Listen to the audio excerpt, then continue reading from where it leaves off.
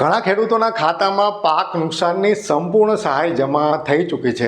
ઘણા ખેડૂતો એવા છે કે જેમને પાક નુકસાનની સહાય તો જમા થઈ છે પણ અધૂરી જમા થઈ છે, એટલે કે જમીન પ્રમાણે જે એમને સહાય મળવી જોઈએ એટલી મળી નથી. ને હજુ પણ અમુક ખેડૂતો એવા છે કે જેમના ખાતામાં પાક નુકસાન સહાયનો એક પણ રૂપિયો જમા નથી થયો. તો જે ખેડૂતોને હજુ અધૂરી સહાય મળી છે ને જે ખેડૂતોને સહાય નથી મળી, એવું થવા પાછળ કયા કારણો જવાબદાર છે એની ચર્ચા આપણે આજના વિડીયોમાં કરશું ને એની સાથે ટેકાના ભાવે ખરીદીની પણ વાત કરશું, જેમાં ગુજરાત સરકારે એક ખૂબ જ મહત્વની જાહેરાત કરી છે. તો ટેકાના ભાવની ખરીદી અને પાક નુકસાન સહાયની વિગતવાર ચર્ચા આપણે આજના વિડીયોમાં કરીશું. શરૂઆત આપણે પાક નુકસાન સહાયથી કરીએ.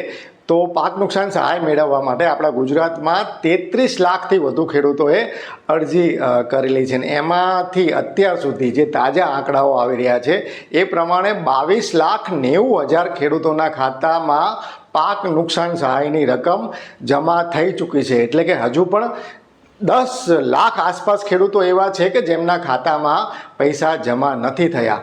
અમુક ખેડૂતો એવા છે કે જેમને સહાય જે જમીન પ્રમાણે મળવી જોઈએ એટલી નથી મળી, કે 2 હેક્ટર માટે એમને અરજી કરી છે તો એમને 44,000 નથી જમા થયા. તો આવું થવા પાછળનું જે મુખ્ય કારણ છે એ છે કે જે આ સહાય છે એમાં SDRF જેનો જે ફંડ છે એના દ્વારા સહાય મળે છે અને રાજ્ય સરકારે પોતાનું જે વધારાનું બજેટ ફાળવ્યું છે એના દ્વારા સહાય મળે છે. એટલે કે ધારો કે તમે 2 હેક્ટરના ખેડૂત ખાતેદાર છો અને તમારી જે જમીન છે બિનપિયત છે, તો તમને એક હપ્તો 27,000નો આવશે ને એક હપ્તો 17,000નો આવશે. એ રીતે તમને જે છે 44,000 મળશે.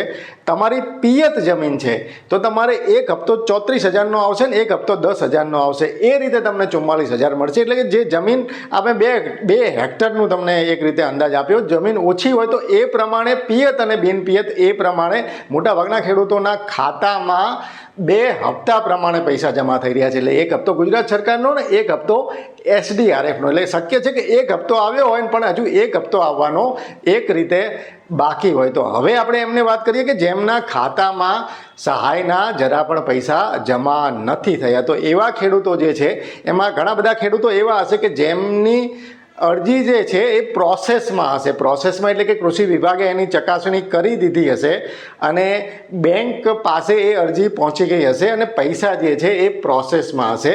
ઘણા બધા ખેડૂતો જેમને PM કિસાનના પૈસા જમા નથી થતા, એમને કદાચ જે આધાર સીડિંગ કરાવવાનું છે એ બાકી હોય અને DBT એમને એક્ટિવ કરાવવાનું છે એ બાકી હોય. હવે ધારો કે આધાર સીડિંગ એટલે શું? તો જે રીતે બેંકમાં આપણે આપણું આધાર કાર્ડ આપીએ અને એક રીતે KYC કરીએ, આપણે ધારો કે 3 ખાતા છે તો 3 ખાતામાં આપણે આધાર કાર્ડ તો એક જ આપવાના. તો 3 બેંકોએ આપણું આધાર કાર્ડ એક નંબર નાખી અને એક રીતે એમનું KYC કર્યું હોય, પણ આપણા આધાર કાર્ડ સાથે એક એકાઉન્ટ આપણે કોઈ પણ લિંક કરી શકીએ અને એ એકાઉન્ટમાં સરકાર એક રીતે પૈસા નાખે છે. સામાન્ય રીતે PM કિસાનના પૈસા જે એકાઉન્ટમાં જમા થાય છે એ એકાઉન્ટમાં પણ પાક નુકસાન સહાયના પૈસા જમા થવાની સંભાવના વધી જાય છે. જેમને PM કિસાનનો રેગ્યુલર હપ્તો મળે છે, નિયમિત હપ્તો મળે છે, એમને કદાચ પાક નુકસાન સહાયના પૈસા એક રીતે મળી પણ ગયા હશે. પણ જેમને PM કિસાનનો હપ્તો કોઈ કારણોસર છેલ્લા થોડા સમયથી નથી મળી રહ્યો, એનું કારણ એમનું આધાર સીડિંગ હોઈ શકે. એટલે આપણે આપણા આધાર કાર્ડ સાથે આપણું એક બેંક એકાઉન્ટ લિંક કરવાનું છે. લિંક કરવા માટે જે માય આધાર, જે ગવર્મેન્ટની વેબસાઇટ છે જે તમને અત્યારે સ્ક્રીન પર આપેલી છે, એમાં તમે જશો, તમારો આધાર કાર્ડ નંબર નાખશો, પછી તમને એક OTP આવશે. એ OTP તમે નાખશો, તમારા જે આધાર કાર્ડ સાથે જે સંલગ્ન મોબાઈલ છે એમાં OTP આવશે. એ OTP તમે નાખશો પછી તમે તમારું જે આધાર કાર્ડ છે એ તમને અંદર દેખાશે. તમે આધાર કાર્ડ ડાઉનલોડ કરી શકશો. એમાં બેંક સીડિંગનું એક બટન બતાવશે. એ બટન ઉપર તમે ક્લિક કરશો, એના આધારે તમને ખ્યાલ આવશે કે તમારા આધાર કાર્ડ સાથે બેંક સીડિંગ થયેલું છે કે નથી થયેલું. પણ આધાર કાર્ડની વેબસાઇટમાં ઘણી વખત સર્વરની બહુ ખામી છે, એટલે તમારે થોડી આમાં મહેનત કરવી પડશે. તો જે ખેડૂતોને પૈસા નથી જમા થયા એ ખેડૂતોએ થોડા દિવસો હજુ રાહ જોવાની છે. ન થાય તો બેંકમાં તપાસ કરવાની છે અને આધાર કાર્ડ સીડિંગ થયેલું છે કે નહીં એની જે વેબસાઇટ મેં તમને કહ્યું એમાં તપાસ કરવાની છે. હવે આપણે જે ટેકાના ભાવની ખરીદી છે એમાં ખૂબ જ મહત્ત્વની જે જાહેરાત છે એ ગુજરાત સરકારના કૃષિ મંત્રી જીતુભાઈ વાઘાણીએ કરી છે. એ તુવેરની ખરીદી બાબતે છે. તુવેરની ખરીદીની જાહેરાત તો પહેલાં પણ થઈ ચૂકી છે, પણ મહત્ત્વની વસ્તુ એ છે કે રાજ્ય સરકારે 100% તુવેર ખરીદવાની જાહેરાત કરી છે. એટલે કે જે ખેડૂતો એ જે વાવેતર કર્યું છે તમામે તમામ જથ્થો રાજ્ય સરકાર તુવેરનો ખરીદ છે. તો જ્યારે રાજ્ય સરકાર તુવેરનો તમામે તમામ જથ્થો ખરીદવાની છે ત્યારે નોંધણીની પ્રક્રિયા ખૂબ જ મહત્વની થઈ જાય છે.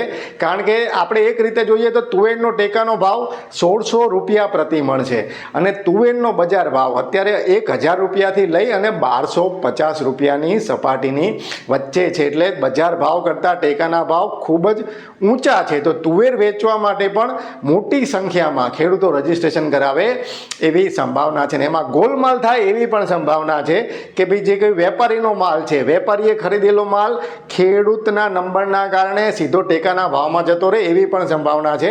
આથી સરકાર પણ ખૂબ જ સતર્કતાથી ખરીદી કરે એવી સંભાવના છે. તો જ્યારે પણ આપણે આનું રજીસ્ટ્રેશન કરાવીએ, બીજું અપડેટ છે રજીસ્ટ્રેશનનું પહેલાં જે પ્રેસ રિલીઝ જાહેર થઈ હતી એમાં 15 ડિસેમ્બરથી રજીસ્ટ્રેશન ચાલુ કરવાની વાત હતી, પણ એમાં એક અઠવાડિયાનો વિલંબ કરવામાં આવ્યો છે. એટલે કે હવે 22 ડિસેમ્બરથી તુવેરનું ટેકાના ભાવે રજીસ્ટ્રેશન ચાલુ થશે ને 21 જાન્યુઆરી સુધી આ રજીસ્ટ્રેશન ચાલુ રહેવાનું છે. તો એ જે રજીસ્ટ્રેશન છે એ કરાવતી વખતે આપણે જે ખેતરમાં આપણે તુવેર ખરેખર વાયેલી છે એ ખેતરના 7/12 આપણે આપવાના છે. કારણ કે શક્યતા એવી છે કે સેટેલાઇટ ઇમેજના કારણે જે ક્રોપ મેપિંગ છે એ પણ કરવામાં આવે. તો પહેલી તકેદારી એ રાખવાની છે કે જે ખેતરમાં ખરેખર તુવેરનું વાવેતર કર્યું છે એ ખેતરનો 7/12 આપણે એની સાથે રજૂ કરવાનો છે. બીજી તકેદારી એ રાખવાની છે કે જ્યારે તુવેર વેચતા ખેડૂતોની સંખ્યા વધારે હશે તો ઘણી વખત ખેડૂત જે પોતે ખેડૂત ખાતેદાર છે એ ન જઈ શકે તો એને નોમિની એટલે કે જે પોતાનો ભાગીઓ છે કે પોતાના કોઈ ભાઈ હોય એ વેચવા જતા હોય તો વેચવા જનારનું નોમિની એમને નોંધાવવું પડશે. નહીં તો જે ખેડૂત ખાતેદાર છે પોતે નોંધાઈ દેશે અને ત્યાં પાછું એને પોતે હાજર રહેવું પડશે. એટલે પોતે હાજર જે લોકો રહી શકે એવા ના હોય, કોઈના મમ્મી છે કે કોઈના પપ્પા છે ઉંમરલાયક હોય, ખેડૂત ખાતેદાર હોય, તો એ રજીસ્ટ્રેશન કરાવી અને પોતાના પુત્રનું કે પોતાના જે એમનું કામ કરતા હોય એ માણસનું એ જે નોમિનેશન છે એ કરાવી શકશે. તો અહીંયા જે આપણે 7/12 આપવાના છે એમાં ખરેખર તુવેરનું વાવેતર કર્યું છે એ આપવાના છે અને નોમિની આપણે જરૂર હોય તો અત્યારથી જ આપણે નોમિની જે છે એ રજીસ્ટર કરવાના છે. તો ટેકાના ભાવની ખરીદી બાબતે આપણે જ્યારે વીસીએ પાસે રજીસ્ટ્રેશન કરાવીએ